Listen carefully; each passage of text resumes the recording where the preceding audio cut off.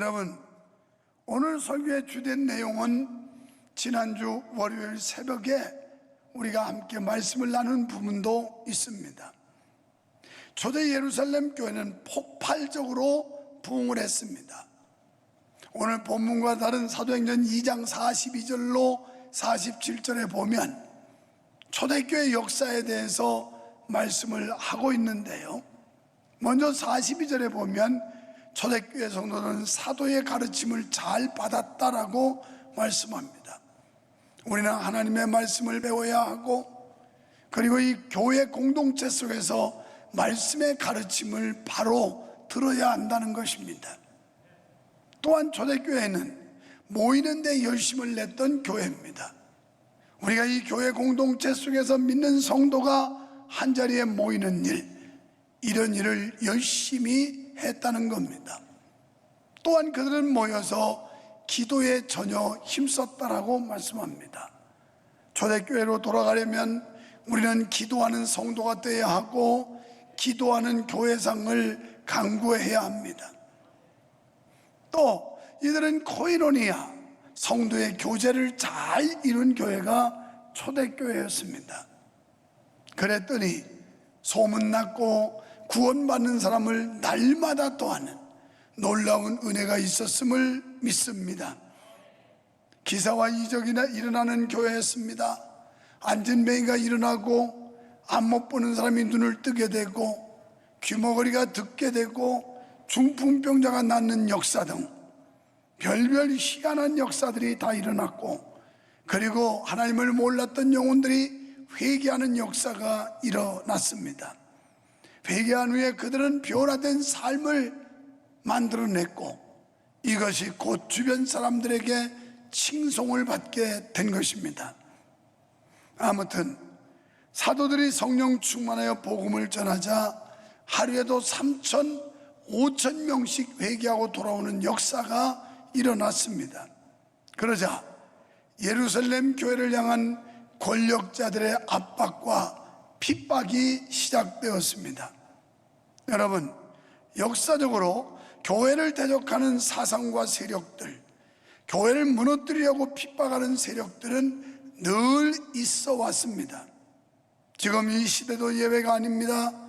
교회에 조그만 문제만 생기면 그것을 확대해서 대서특필하는 언론들, 교회를 핍박하는 안티 세력들, 특히 우리의 당면하여 우리가 막아야 되고 반대해야 되는 정의당에서 발의한 포괄적 차별금지법.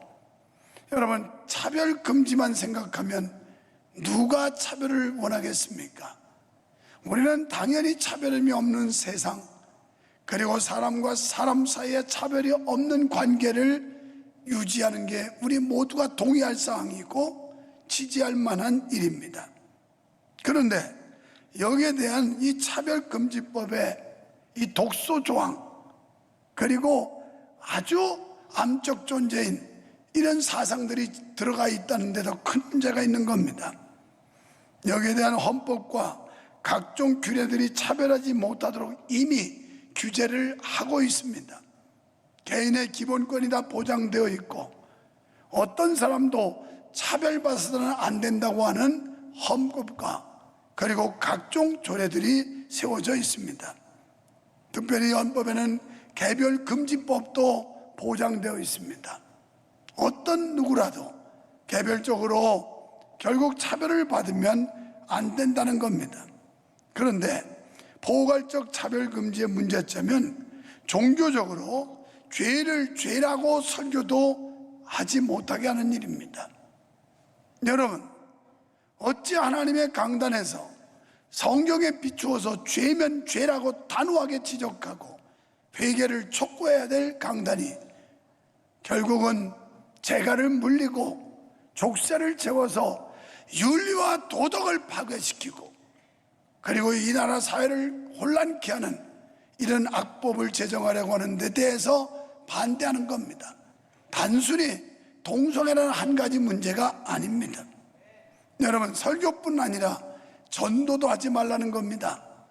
기독교의 유일한 구원의 종교고 예수 그리스도만이 이분이 우리에게 유일한 구원자라고 하는 얘기도 하지 말라는 겁니다. 이것은 종교 간의 차별이기 때문이라는 말입니다. 사랑하는 성도 여러분, 성경을 우리가 믿는 크리스찬이라면 그것에 동의할 수가 있겠습니까?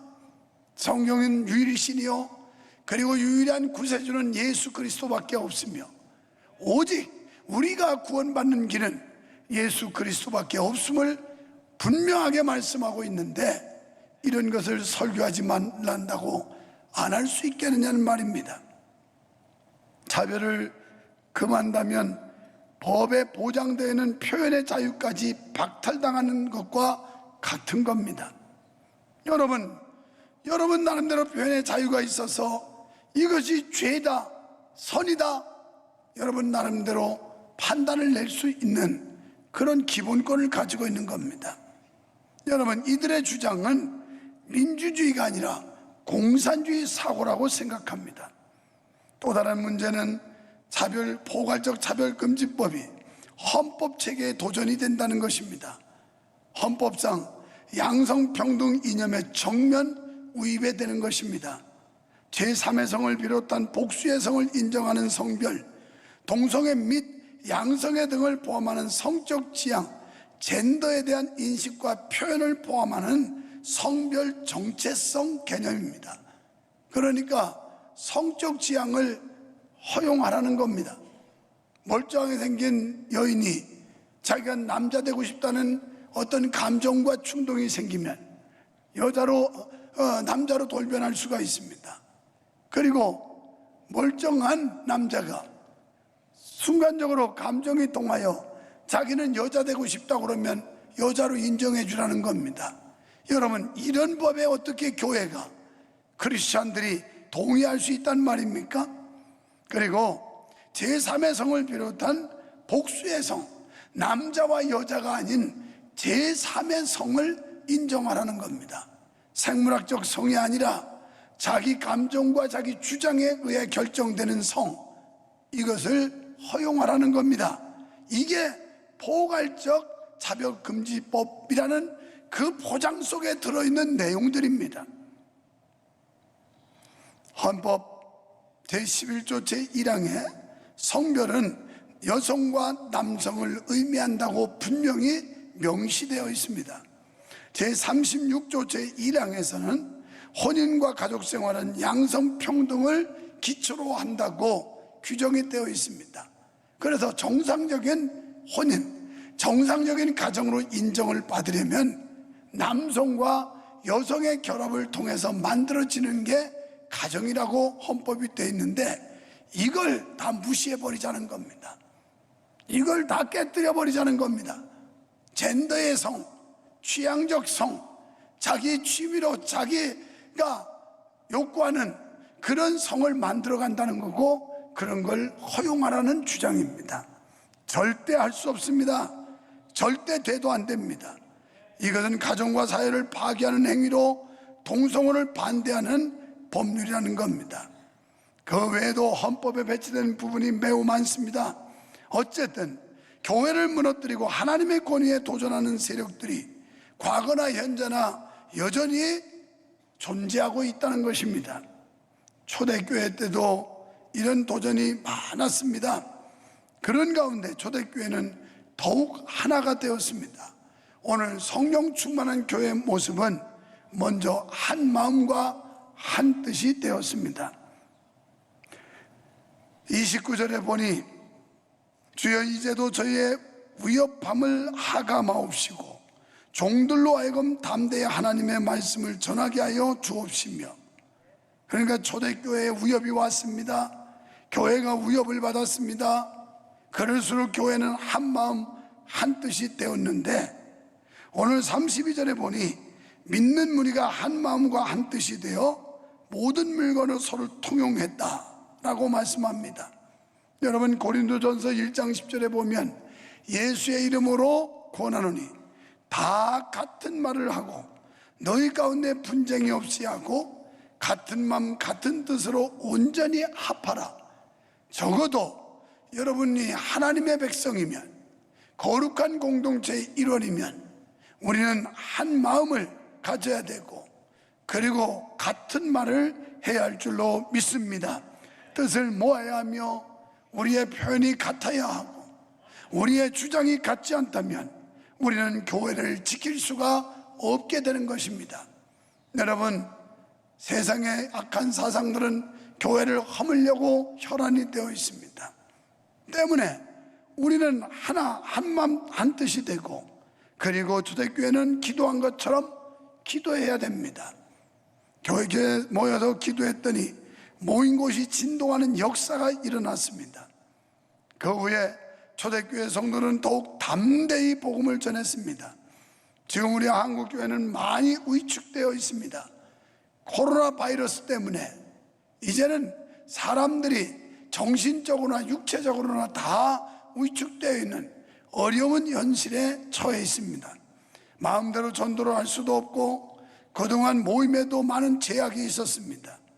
공교롭게도 어제부터 또 다른 제약이 내려오게 됐습니다. 변명의 여지가 없이 우리 안전을 위해서 우리도 안전과 예방에 대해서 만전을 기해야 된다고 생각합니다. 그리고 따를 건 따라야 된다고 보지만, 지금은 이 전염병이 어디서 감염돼서 왔는지도 몰라요. 누구한테 얼마 왔는지도 몰라요. 그러니 애당초 의사들이 예견하기를 이거는 빨리 끝나야 금년 12월까지 가고, 그렇지 않으면 내년까지, 언제까지 끝날지 모른다는 게 전문 의사들의 소견이었습니다. 여러분, 10명, 20명 나올 때 우리나라 다 끝난 줄 알았죠? 어제 하루 사이에 엄청나게 많은 감염 환자, 확증 환자가 오는 걸 보면서 이게 사람의 노력으로 다 되는 일이 아니구나는 걸 또 생각해 봅니다. 도무지 어디서 이게 발병이 됐고, 어디서 이게 감염이 됐고, 누구한테 얼마 왔는지를 알아야 말이죠. 여러분, 교회 나오는 사람들이 다른 데 활동하다 얼마 가지고 예배 한 번 드리면 또 퍼뜨려질 수도 있는 겁니다. 오늘 장학금 수여식을 갖는 날이었는데 장학부위원장은 오늘 예배를 출석 못했어요. 긴급으로 전화가 왔습니다. 목사님, 제가 지하 주차장까지 왔는데 자기 회사의 직원이 확진 판정을 받았다고, 그러니 예배 못 드리고 돌아가겠습니다. 그렇게 하시라고. 당연히 그래야 된다고. 지금 이 지경이에요. 그렇다고 해서 이게 하루 이틀에 끝날 일이 아닌데 우리가 두 손 두 발 다 놓고 그냥 처량하게 기다리고만 있어야 되겠습니까? 우리는 이럴 때일수록 더 기도하고, 이런 때일수록 더 도전하고, 이런 때일수록 더 전도해서 하나님의 교회를 키워야 될 줄로 믿습니다. 왜냐하면 키운다는 말은 무슨 사이즈를 키운다는 게 아니라 영혼을 구원하고 죽어가는 생명들을 주님께로 데려와야 될 사명은, 이것은 전염병이 와도 해야 될 일이고 전쟁이 터져도 해야 될 일이고 하나님의 지상 명령인 줄로 믿어지시면 아멘 합시다. 우리는 더 적극적이고 도전적으로 복음을 전해야 될 줄 믿습니다. 그 방법 가운데 하나가 관계 전도를 확대해야 됩니다. 사람은 힘들고 압박받고 어려울 때 어떤 절대자를 찾고 싶어하는 신앙의 발동이 생기게 되는 겁니다. 지금은 안 되는 게 아니라 오히려 더 잘 될 수도 있는 때입니다. 힘들어하는 사람들에게 여기에 해답이 있습니다. 여기에 길이 있습니다. 여기에 평안이 있고 안전이 있습니다라고 외쳐야 할 줄로 믿습니다. 그리고 미디어를 활용해서 전도하는 전략을 세워야 할 겁니다. 이 감염병 때문에, 이 유행 전염병 때문에 대면 전도를 할 수도 없고 전도지를 뿌릴 수도 없는 현실입니다. 그래서 우리는 또 다른 전략과 전술을 가지고 복음을 전하지 않으면 안 되며 그런 지혜를 모아야 할 줄로 믿습니다. 두 번째는 초대교회 성도들, 성령 충만한 교회는 큰 은혜를 받은 사람들입니다. 오늘 나오신 여러분, 은혜 받고 돌아가시기를 축원합니다. 초대교회 성도들이 은혜를 받으니 삶이 달라졌습니다. 은혜 받은 사람의 결과는 삶이 변해야 합니다. 생활이 바뀌어야 합니다.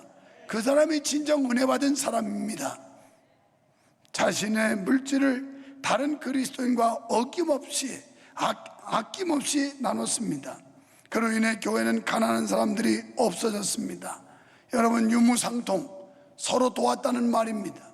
우리가 돈은 많지 않지만 도울 일은 얼마든지 있습니다. 믿음도 나눠주고 은혜도 나눠주고 사랑도 나눠주고 시간도 나눠주면 우리는 얼마든지 유무상통의 은혜, 성도의 교제를 이루게 될 줄로 믿습니다. 사도들이 예수님의 이름과 그분의 부활을 계속 전했습니다. 그랬더니 성도들이 큰 은혜를 받았다라고 말씀합니다. 은혜를 받고 나니 성도들은 하나님 외에 섬기던 것들을 버리게 되었습니다. 그러니까 삶의 우선순위가 바뀌었다는 말입니다. 이전까지는 자기중심적으로 자기 생각으로 삶의 우선순위가 정해졌지만 이제 은혜 받고 나니 삶의 우선순위가 하나님 중심으로, 말씀 중심으로 바뀌었다는 겁니다. 그리고 세상을 보던 시선이 저 하늘나라 영원한 세계를 보는 시선으로 바뀌었다는 것입니다. 이런 사람들이 바로 은혜 받은 사람인 줄로 믿습니다. 특별히 물질을 의지하고 숭배하던 죄에서 자유를 얻어 교회에 기쁨으로 헌금하는 사람들이 늘어갔습니다. 여러분, 은혜 받아야 헌금할 수 있습니다. 헌금하는 사람이 은혜 받은 사람인 줄 믿습니다. 우리는 어제 그저께 이틀 동안 전교인 수련회라 명하고 컨퍼런스를 했습니다. 그러나 갑작스럽게 발동된 행정명령 때문에 500~600명의 식사를 해놓고 그것을 먹을 수가 없었습니다. 그래서 다 벗어남줬는데 그거 어차피 조금씩 돈을 받고 가져가라 그랬더니만 어느 집사님이 자기가 다 부담하겠다고 그냥 공짜로 주라고 200만 원을 헌금해버렸어요. 여러분, 은혜 받으면 200이 아니라 22천억이라고 할 수 있지만 은혜 받지 못하면 단돈 2만 원도 못합니다. 결국 은혜 받았다는 얘기, 초대교회 사람들이 은혜 받으니까 이 물질에 매여 종로로 타던 자들이 물질을 초월하는 신앙으로 바뀌게 된 것입니다. 37절에 보면 그가 밭이 있음에 팔아 사도들의 발 앞에 두었다고 했습니다. 여기에 등장하는 인물은 바나바라고 하는 인물입니다. 바나바를 괄호 열고 괄호 닫고 권위자라고 설명을 하고 있습니다. 여러분, 이 권위는 자연스러움 속에 우러나는 존경심입니다. 상하 계급 관계가 아니고 어떤 높낮이의 차이가 아니라 바로 이 바나바라는 사람은 그 신앙의 변화 속에 아름다운 삶의 열매를 보여주므로 사람들이 자연스럽게 그를 높여주게 되었다는 겁니다. 사랑하는 성도 여러분, 오늘 우리가 믿음 안에 살면서 변화된 모습을 통하여 교회 안에 여러분이 존중받고 존경받을 수 있는 그런 성도가 되시기를 축원합니다. 바나바는 자신의 재산을 처분해 겸손히 헌금했습니다. 그것을 굉장한 유세로 삼지도 않았습니다.